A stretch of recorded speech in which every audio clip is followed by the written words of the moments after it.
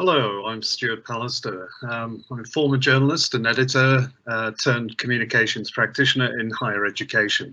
Welcome to Leading Hospitality Through Turbulent Times. The series is entitled The World After 2020. This session will last about 1 hour. We'll have 25 minutes of presentation, a few minutes of questions, another 25 minutes or so of presentation and a few questions at the end. We'll be taking written questions only. You can submit those as we go along.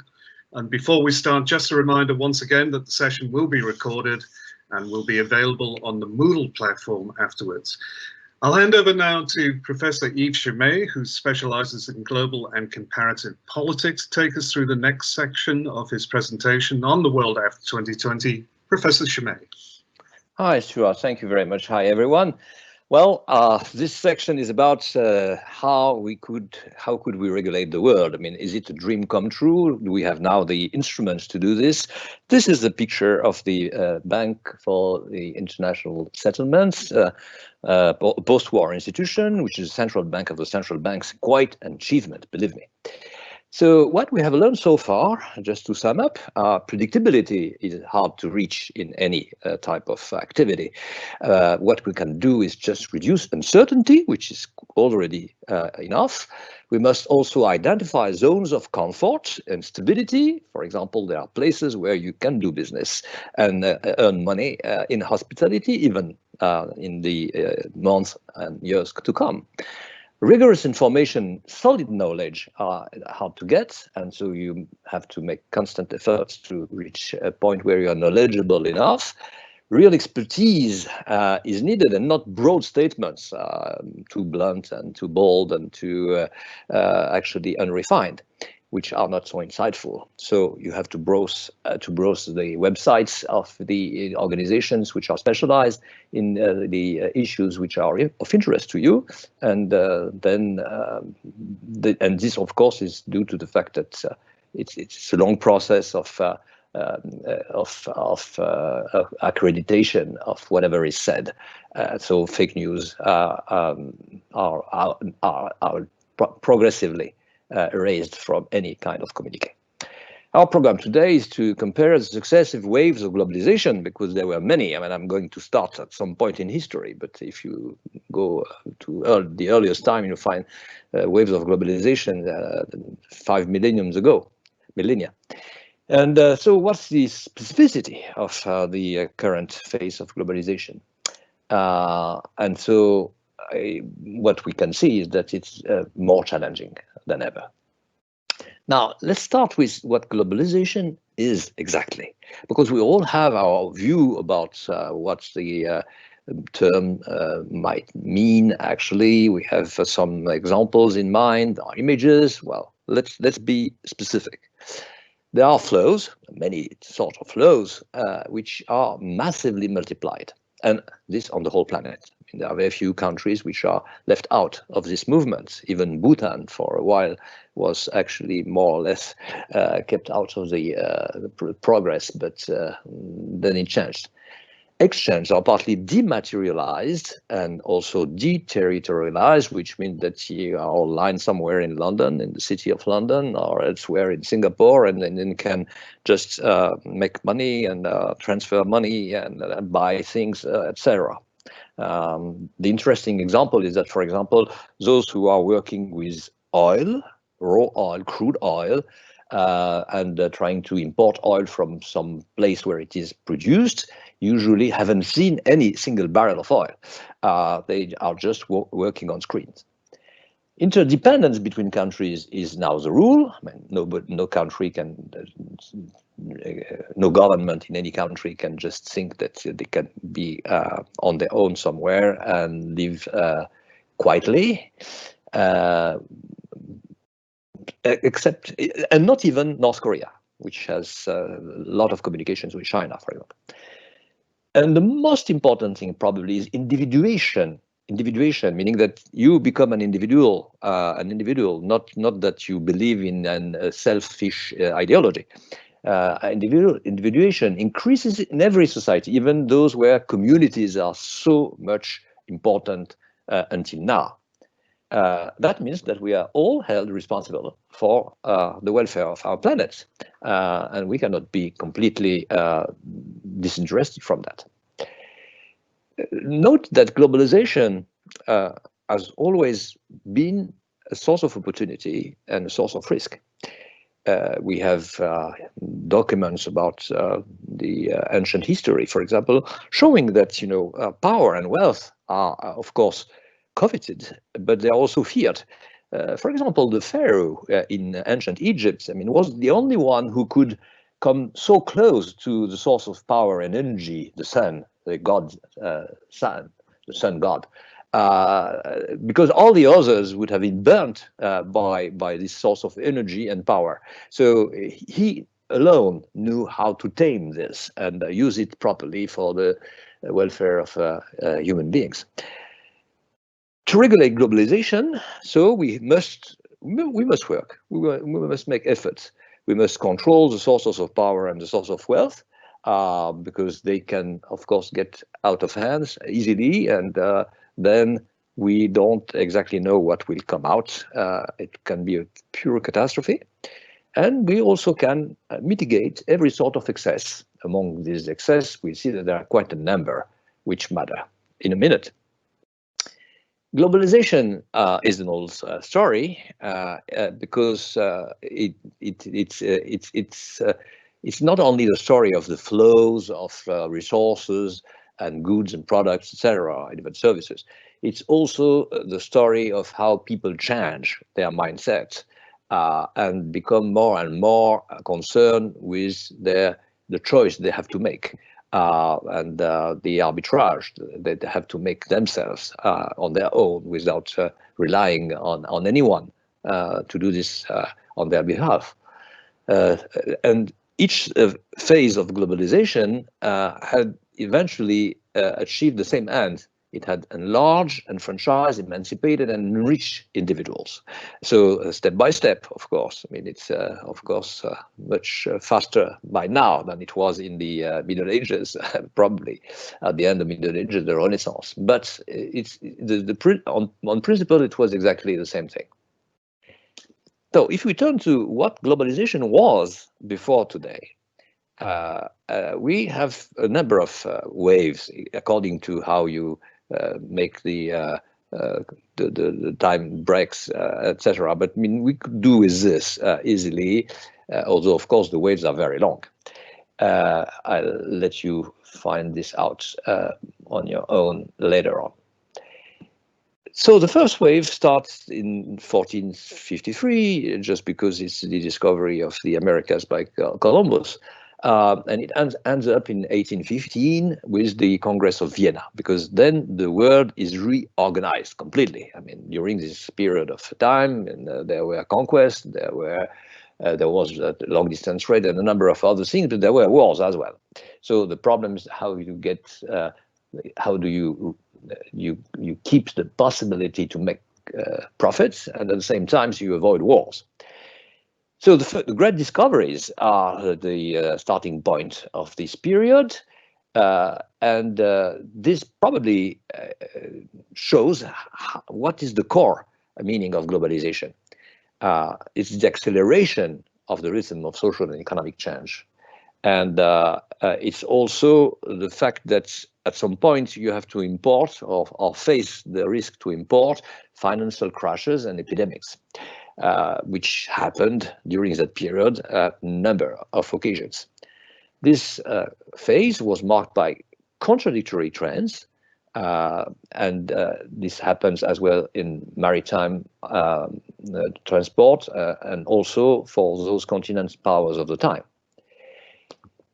Long-distance trade and protectionism are, of course, contradictory, but these powers were both.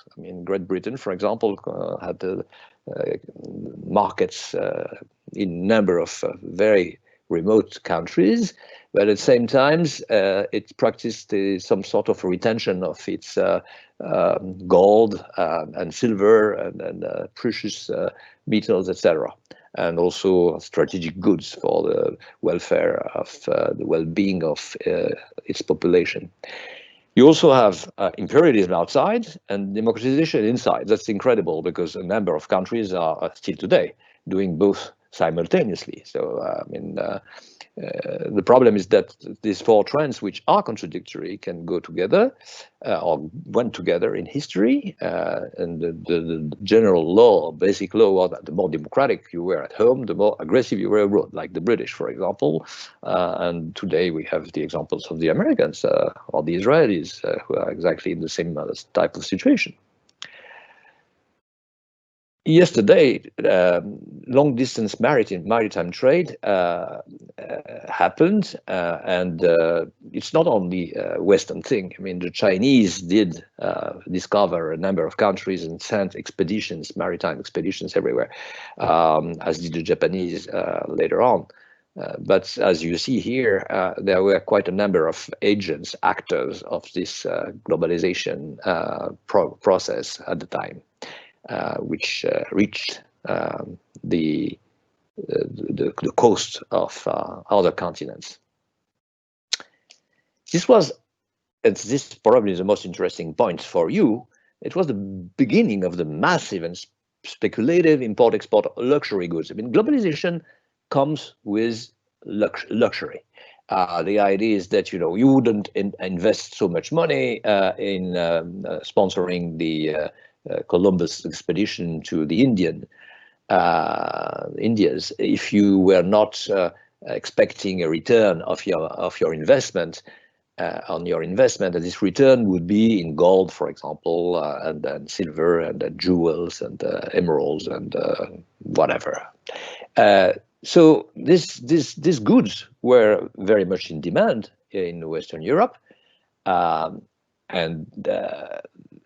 one particular, for example, type of good is very illustrative because you would not expect this to be at the root of a big crash at the stock exchange of the time. The tulip bulbs were traded between Turkey and Holland, and then Holland redistributed. But a lot of people in the Netherlands started to invest their money or spare money in tulip bulbs. This was very speculative, and there was a big bubble, then there was a big crisis, and if this reminds you of things which we have experienced from, say, 1997 or 2008 to now, then this is because it's true. During that wave of globalization, the England democratized first, and then the United States, the future United States, I mean, the colonies, British colonies in the Americas,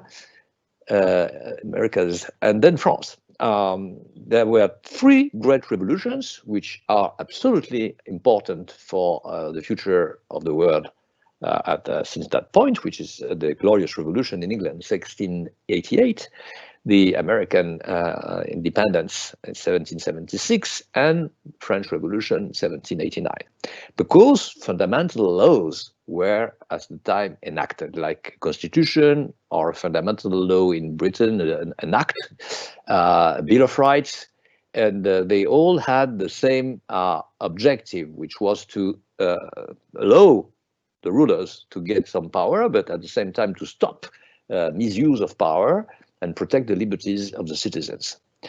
These texts have inspired lawmakers everywhere else in the 19th century, and it was a long century for legalization and juridicization of the activities of the governments and the people everywhere. This 18th century is very interesting because its legacy is actually still mattering for us. Two notions have been disseminated. First, sovereignty. I mean, this invention, probably due to Hobbes and his predecessors, is about the control by someone, like the ruler or the ruled over a territory. And it's also democratization of politics, because if you are a sovereign, at least in principle, even though you delegate your powers most of the time to the king, for example, the queen, then you are also entitled to take part in the debates about what should be done and about policy measures. It's also a time where diplomacy was invented, because if you are a sovereign, then you have to use special channels to communicate with other sovereigns, and only some people are accredited to do this, who are diplomats. Diplomats were very powerful because they regulated the world at the time. They achieved some confidence-building measures, and they pacify international relations, develop trade, regulate human flows and then migrations, and how people could be welcome to a country, and how they could live in another country, etc. All this was under the control of diplomats. Diplomacy is a great invention. It plays a very important role in our, what we are actually addressing in this course, and as we'll see step by step and session after session. It emerged early on in history, in 1712 at Utrecht, where there was a big conference of the European powers. And you see that for the first time ever, were very, very, very numerous. 80 plenipotentiaries meet, and they had a lot of people to assist them. 3 great principles were established at the time. And without this principle, we wouldn't have any globalization, actually. Professional representation, meaning that diplomats should be trained, and they should be sent and get instructions. And this is a job. You have to learn it. Mutual tolerance for different regimes is also guaranteed, meaning that an autocratic regime and a democratic regime can, in a way, have some sort of trade and relationship, pacific relationships. And sovereign states are equal, even though some are big and powerful and have an army which is very threatening for the others, and others are very small countries with no access to sea and a lot of mountains. And so I stopped the description because you might recognize some countries you know well. However, this invention, which was so promising, had its caveats, and in the long run, the peace didn't last. There were a number of wars, and in 1815, the idea was that the great powers of the time, Austria, Prussia, Great Britain, Russia, and what was left of France after Napoleon was defeated, met in Vienna, and they imagined a world in which there would be no more wars. It was full of organizational creativity, because they created other institutions as well at the time, and these were the ancestors of what we know now, like the UN or WTO or others. Their meeting was meant to end disorder. The great powers had no longer the right to fight against each other in Europe. Well, outside Europe, they could colonize the world, and competition was harsh, actually. So we can wonder if this 18th century legacy is good or not. And we see that despite whatever advances were made at the time, the foundation problems of an ordered world, fairly globalized, were unsolved. The majority of the people and the peoples remain poor and lack mobility. Members of the elite only could obtain political rights first, then buy luxury goods, and eventually travel everywhere in this world, which was now open to them thanks to peace. So if you look at what hospitality was at the time, you see it's tailored for those who are very rich and had a lot of spare time to travel for long periods of time, and usually after having made a lot of money and having enough money and time to visit faraway landmarks like well, Singapore or Canada. And of course, the railway companies built both the tracks on the one hand and the railway station, but also hotels to accommodate people who travel for long days, long weeks, etc. And even in literature, it's well known that Agatha Christie, for example, worked on her novels in this type of luxury hotel. And I didn't include the Baghdad Hotel as well, but she did. And most of her the first series of novels were written when she was having time in these countries with her husband, who was an archaeologist. And the brilliant, very famous, the celebrities of the time, who were the people like the Fitzgerald couple. You know that Scott Fitzgerald was a great novelist and very famous worldwide. And so they are also the ones who discovered the Azure coast, the Côte d'Azur. And if you go to the Belle Rive Hotel in Juan-les-Pins today, you see a number of pictures and places which are reminding us of this period of hope and where the rich could spend their money smartly. So luxury hospitality was for the elite, and also because you had to prepare for traveling because you knew that it was more risky than you expected to be today. Today you are of course challenged by a number of risks, but you think that you are well prepared and protected against them by a number of insurance companies, by institutions in the country you visit, and etc. But at the time, I mean, it was adventure. So you have to pay a high price to be accompanied by guides, by security guards, and etc. And scouts. It came at a high price. And so the most important diplomat for a tourist of this kind at the time was the consul, because you should have at some point, or you could have at the very least, to meet the consul and have some of your very delicate business with the locals settled by the consul. So there is a first reset in 1830 because this movement of the war is by now displaced to very far places, and the tourists from Europe are now moving within Europe and outside, but they are very special tourists, of course. And so globalization has to be re-equilibrated. And the masses are just popping in this frame that I had just described. This is the time of the rise of labor. The People's Spring in 1848, popular movements demanding rights for the masses everywhere in Europe, and constitutional reforms which follow up from that and which are pretty similar everywhere.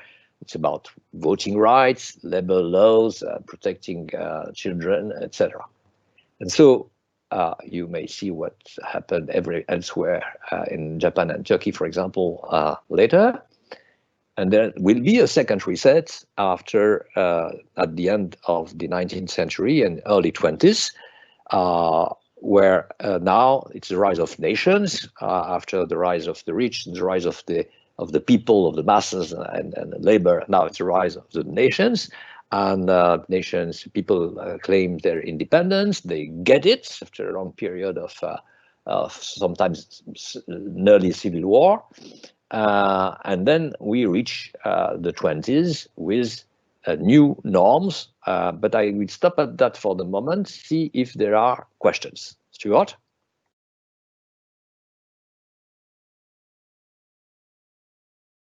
Hello? You have questions?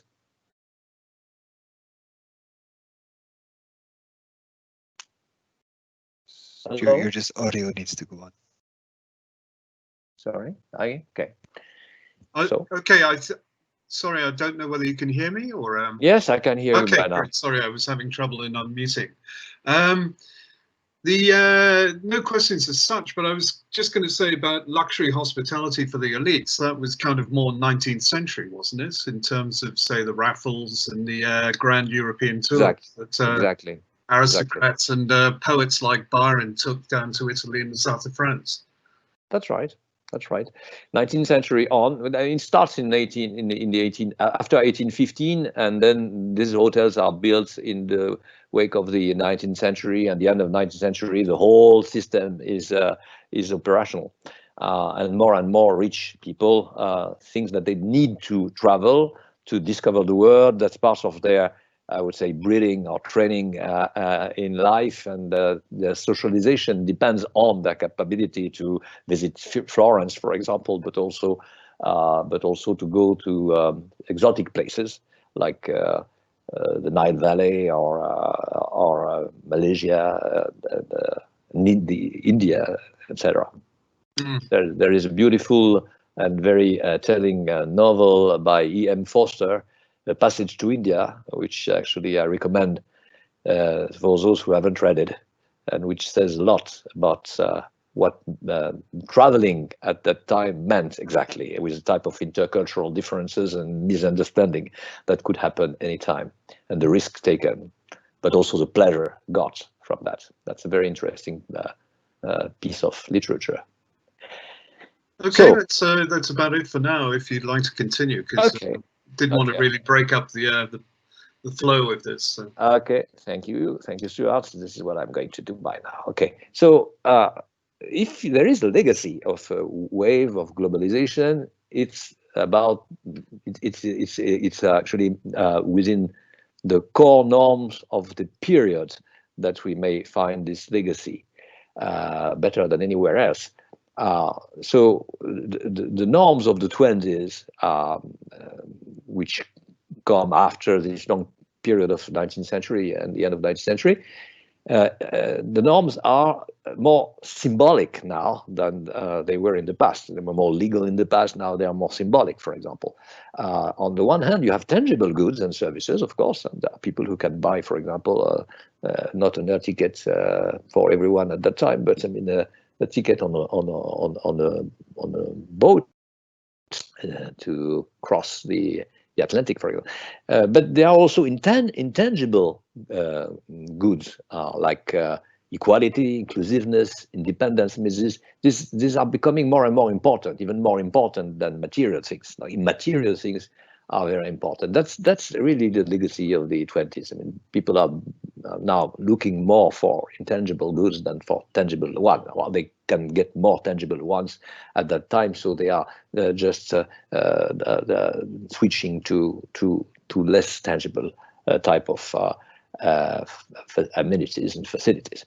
And access is more open than ever because that's the beginning of globalization for all. I mean, not only the elites, not only those who have power, the politicians, those who are accredited and sent by government somewhere, not only diplomats, and not only the affluent. So mass consumption, low-cost products, and hedonism are increasingly legitimate and available. It's now time to enjoy life, spend the money earned by you when you were young, or by your parents and grandparents, etc., and enjoy life and have fun.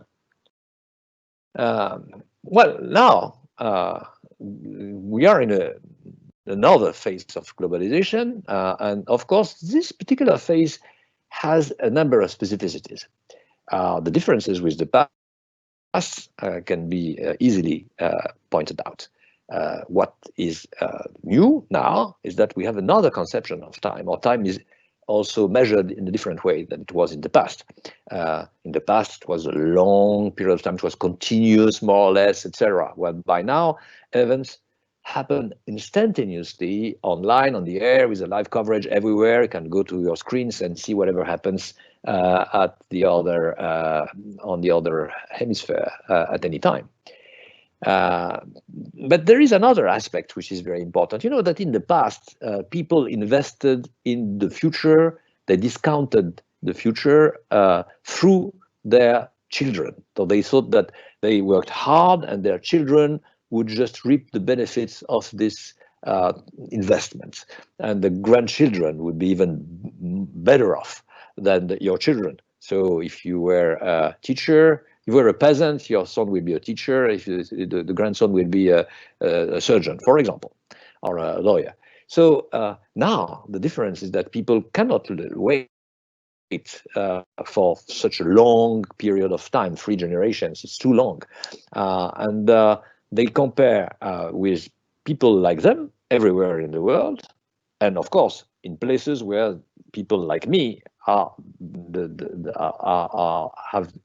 actually treated the best. They get more money than elsewhere. They have a more comfortable lifestyle, etc. I mean, this is what I'm trying to take as a benchmark, and I want to compare myself to this benchmark. So I want to be as well off as someone of my generation. So if I am in my 16 or 20s, then I want to be like an American teenager. I don't want to be someone who will invest like my father, work very hard and wait for the fruits of my efforts 3 generations after that.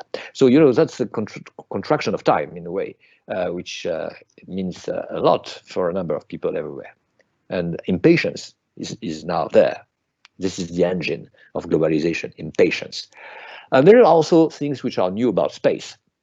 Now everything cross boundaries, and not only few luxury goods and a few elite people, but domestic protest is also stimulated by foreign critics of your government. I mean, if you are an Egyptian, you see that there are a number of critics about how your government is autocratic, too much authoritarian, etc. And then you are encouraged to protest against the Mubarak government in 2011. Mindsets and lifestyles in my country are influenced by the way people behave and believe in other countries. I know that people have different ways to behave, different ways to different beliefs, and that's important for me. And sometimes I may change my own views and change my own manners because I want to again come closer to the benchmark. So the question is that, well, in the past, the globalization had to be mitigated by, you know, the inclusion of new people like workers on the one hand, and then people who became independent after having been colonized on the other hand.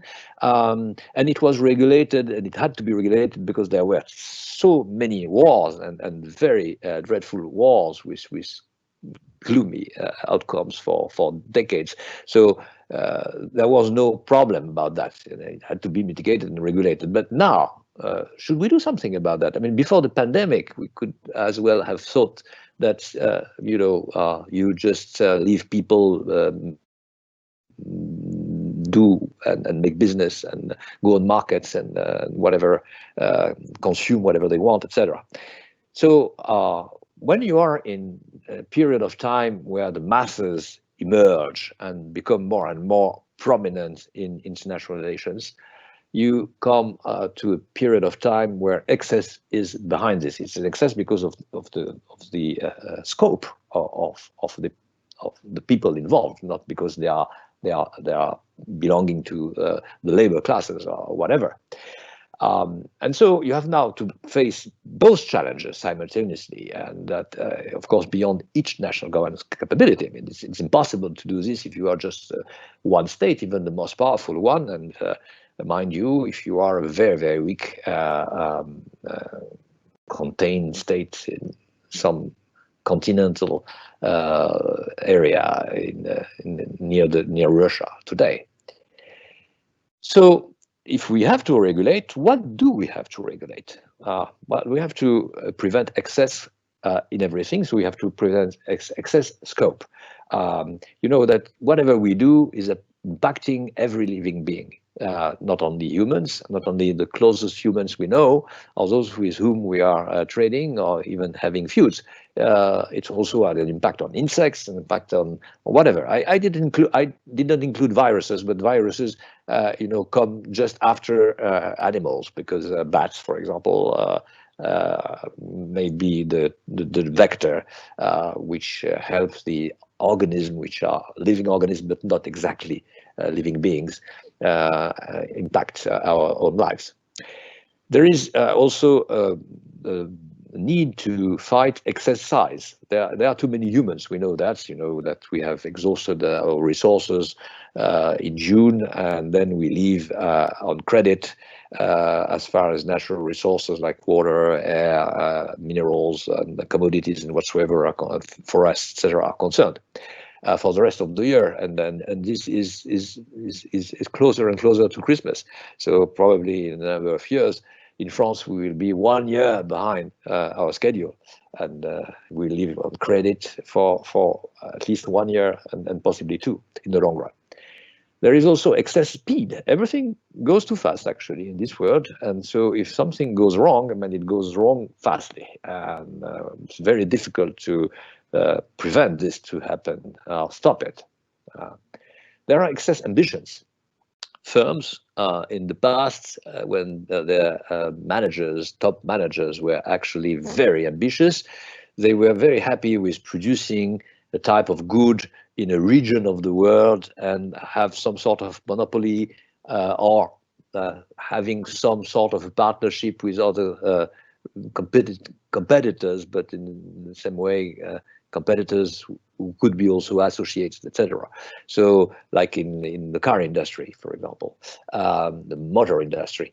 So by now you have global firms. They are everywhere. And the top management are made of people. Is made of people who want to be there everywhere in the world. They want to have a foot everywhere where it is possible. And also the great powers are becoming more and more hegemonic, even though like China, who probably do not have an ambition to replace the United States sooner or later and become those who will guarantee order on the whole planet. They would be probably very happy with staying actually the most important power in their region, Asia. But this shows that corporations want to be global, and great powers want to be even greater. And that, of course, is also some sort of a hubris, as the Greeks said in ancient Greek, which means the excess of ambition, which is the cause of your fall in the long run. There are also excess threats. Excess of threats. Challengers are more and more reckless. I mean, they are less. They are less self-controlling. The self-control is lost, and they really want everything now, and they use means which are more aggressive. And of course, there are excess risks, like what we call the global public harms, not the global public goods, as you know, like wars and disasters. We have more and more examples of such harms. So to regulate, we have means, of course. I keep on saying this from the very beginning of this course, session after session. First, we have international meetings. So international conferences organized by whoever, most of the time now the United Nations, but there are also possibilities, other hosts as well. Like if you look at Russia and the neighboring countries, the heirs of the former Soviet Union, when they have their own system of international meetings, which work quite well. Usually they meet in Astana, in Kazakhstan, or places like this. And then we also build international institutions, but like the World Tourism Organization, like the World Trade Organization, etc. We have seen this already. But business also self-organizes to be present in international meetings as an accredited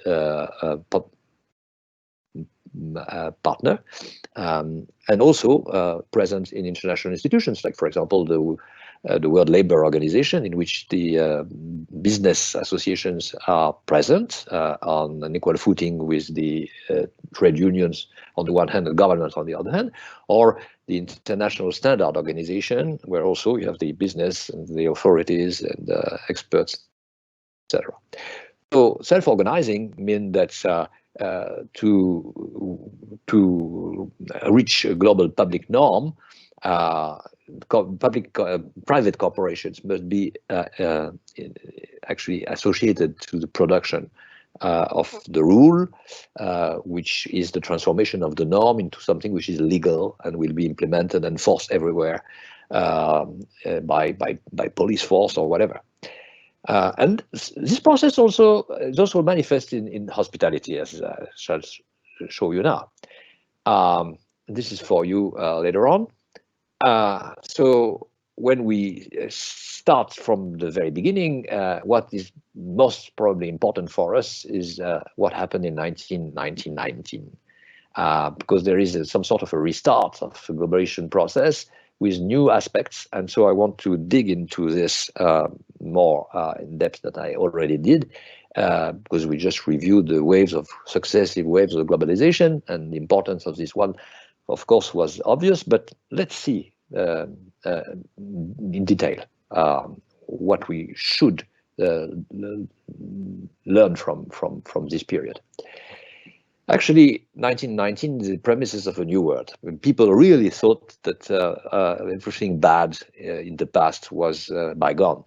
And this is because after a victory, when there are great powers who won the war, in the World War in particular, you can reconfigure the world and lock in the consensus of the moment between those who were the winners of the contest. And these winners opted for, historically, for a democratic peace. The assumption is here that if you are a democracy, then you won't fight other democracies. Because during the First World War, I mean, democracies were fighting against autocracies. The Prussians, the Russians, not the Russians, the Germans, and the Austrian, and the Turk and the Ottomans, etc. So democracies are allegedly not fighting against each other. And of course, this works for Europe and North America, but elsewhere, again, as in after 1815 and the Congress of Vienna, those powers which were not in confrontation on Western territory were competing for colonizing other countries like Ethiopia in the 30s, which was colonized by Italy. And this was the beginning of the end of the League of Nations. Great powers, when they came so short of a disaster, they tried to redesign international relations and restart globalization. So this is the first date in a whole row of important dates that we are going to review. If we go back to the beginning of the third wave, so the end of World War I, the treaties that were signed at the time come after a victory, as I just said, and they come out with a League of Nations, which is supposed to be the ultimate solution to every kind of challenges and problems that powers faced in the past and that made them go to war. They also have other institutions set up, which are still there. And people really thought that it was the first step towards a world government, which it was not in the end, as we all know. But there was a second trial, 1945. Now, we can have the blueprint of 1819. We know that what went wrong, and this time the United Nations, united during the war against the autocrats, German and Italian and Japanese autocrats, they favor a new approach to building a world which is less ambitious than trying to go on a track which will end eventually in the world government. They just want to have plurilateral lines, a number of countries which were very instrumental in winning the war, and this alliance will be consolidated after the war. Whereas the Europeans always preferred international institutions like the League of Nations. Well, they were very sorry about the fate of this institution, but they wanted the United Nations to become an institution, not only an alliance. In the European vision, once the war is over, there is neither victorious or defeated powers. It's now a win-win solution that must be found. So it's not the United Nations against evil, as the Americans believe, desperados, rogue states, or whatsoever. It's the institution called the United all the nations of the world. So this happened in 1945. A number of institutions were developed. You know that by heart. I'm not going to go to spend time on it, but just to show you that there were there are some spots, some moments in the timeline that are important too. In 1973, there is this October War between the Arabs and Israelis, and so there is the crunch of oil and the embargo by OPEC countries, and so the International Energy Agency is established in Paris to face this type of challenge. It's not that the Western power won a war in a way, but through by proxy, because Israel eventually got out of this trap. They were after victory, and they set up a new institution. Same with Vietnam, which actually it's at the roots of the very forgotten. Too much forgotten, actually, big international conference, North-South Conference in Paris in '75, which was supposed to build a new economic order using the money of the oil exporting country to buy commodities and semi-refined products in the underdeveloped world to portion and provision the Western powers. And the G7 was born at the time. So you see, again, after victories, then there is a reorganization and find new institutions. And after the end of the Cold War, same thing, the World Trade Organization, the Organization for Security in Europe, the International Criminal Court, the Organization Against Chemical Weapons, and the Organization for Islamic Cooperation were born after that. I mean, all the people who were the victors of the Cold War reorganized that way. So we are now in the fourth wave since the early 2000s. And the fourth wave is characterized by the fact that, the old idea that democracies don't make war, but at the same time, they also don't make war because they trade with each other. This assumption became very important at the end of the 90s, at the beginning of the 2000s. To avoid war, you must deregulate trade and let people commerce with each other. So free trade is advocated. It was advocated in 1916 already by American people and intellectuals and actually people who were part of the federal administration. It was partly implemented in 1948 with the GATT, the General Agreement on Trade and Tariffs, but it was mostly achieved after 1995 with the establishment of the World Trade Organization and its first achievement in the 2000s. But now, next to free trade, the idea that fair trade is also important becomes more and more popular. So the demand coming from NGOs and probably a number of peoples in the world and a number of people within each country is that international trade must boost both growth, because this, of course, enrich everyone, but especially those who are already rich and have to redistribute it a way or another through tax or charities, and development, because development helps the poor and keep them out of poverty, if possible. And there are a number of examples of that in India, Venezuela, Mexico, and other countries in the world in that period of time. And of course, to accept the idea that everyone must be rewarded by globalization, wherever he or she is, whatever the position is on the social ladder, belonging to a rich or less rich or even a poor country, well, it means that you democratize the world, you democratize societies. On the one hand, there are less traditions, people can be freer and make up their own choices without always sticking to the patriarchal rule, for example. And the political regimes also become more democratized with elections, etc., to such an extent that one of the scholar who studied the transitions in Central Europe and Southern America, Andrew Przejowski, called this the only game in town. Democracy become the only game in town. We have to democratize. So if we democratize, then in the end, it's not only the regime which changes, we also transform the society. In 1989, in Central and Eastern Europe, and in 2011 in the Middle East, such democratization started.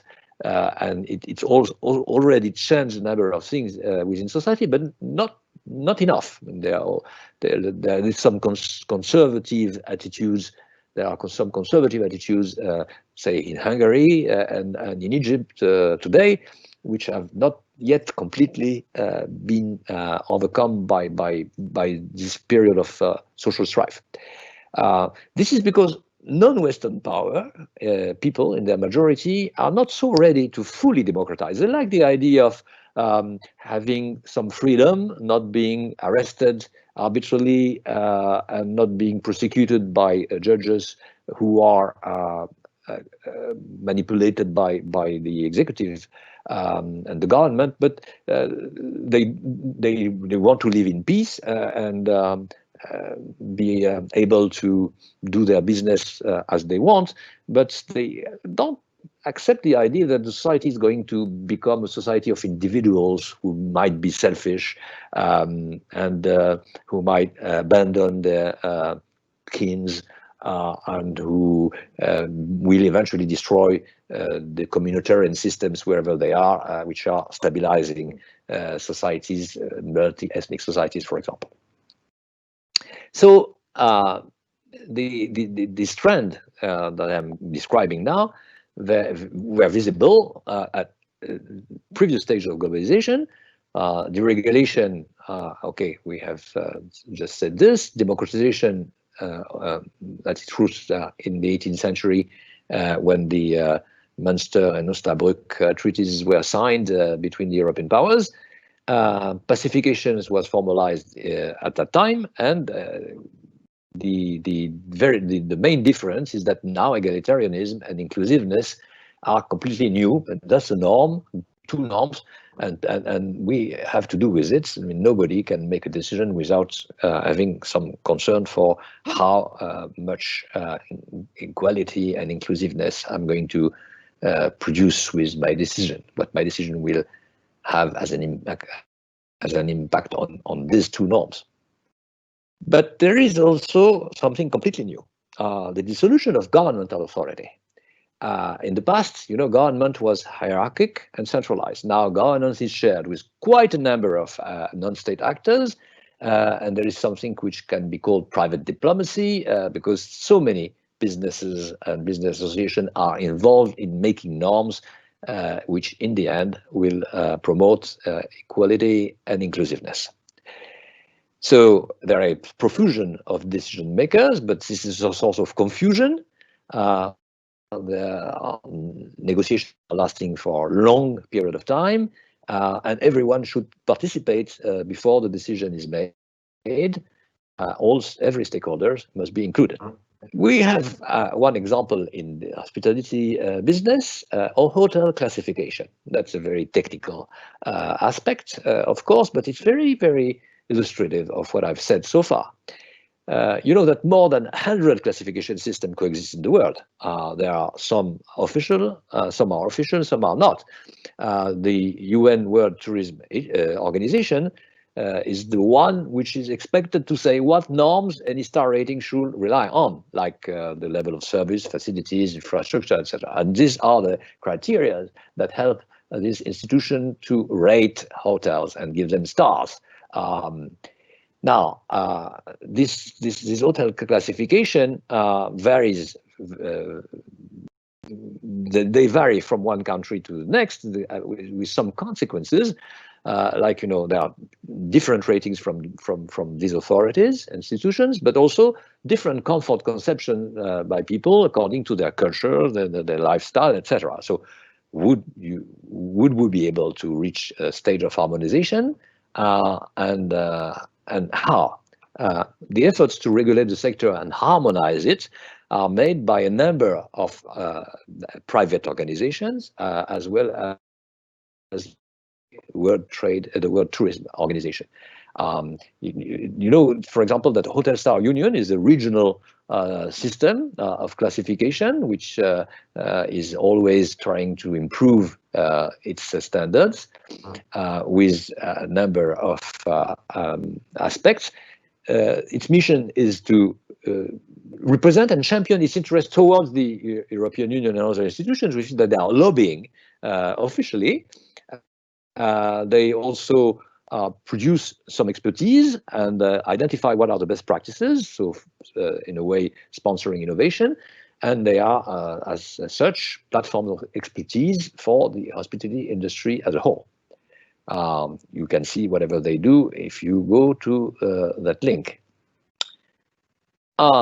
And the World Tourism Organization, and I will conclude with this, has its own vision, but it's a little difficult to make this vision progress and become more prominent in the hospitality business. It makes reports, and so these reports are made of a review of the way each country has, in a way, is up to the standards of hotel classification according to some benchmarks that people at the World Tourist Organization have in mind. And so this is how the norms are actually established, promoted, and also what the UNWTO does is something like naming and shaming. It's like, you know, looking at how these norms are implemented here and there. Here is a table that has been designed by the UNWTO, where you see the differences between the classification system of hotels everywhere. You can have a look at it whenever you want. And to conclude, actually, this current way of globalization, which shares quite a number of aspects with the previous ones, and probably in a way is the heir of these earliest waves, is nonetheless very specific. Why?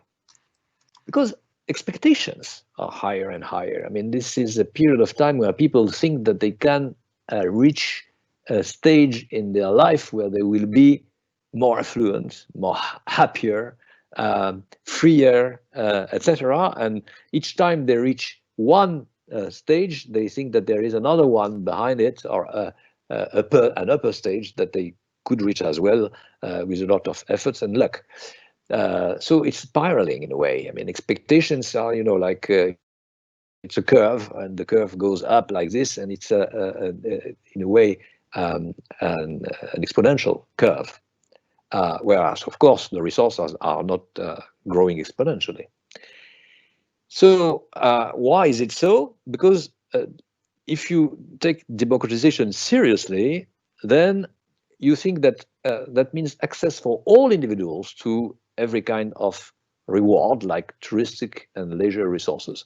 It's a right. It becomes a right for anyone. So the problem is that if everyone has a right to travel, everyone will not be accommodated. The Raffles, the Shepherds, and the Nile, and the Nile, whatever it is, the old cataract.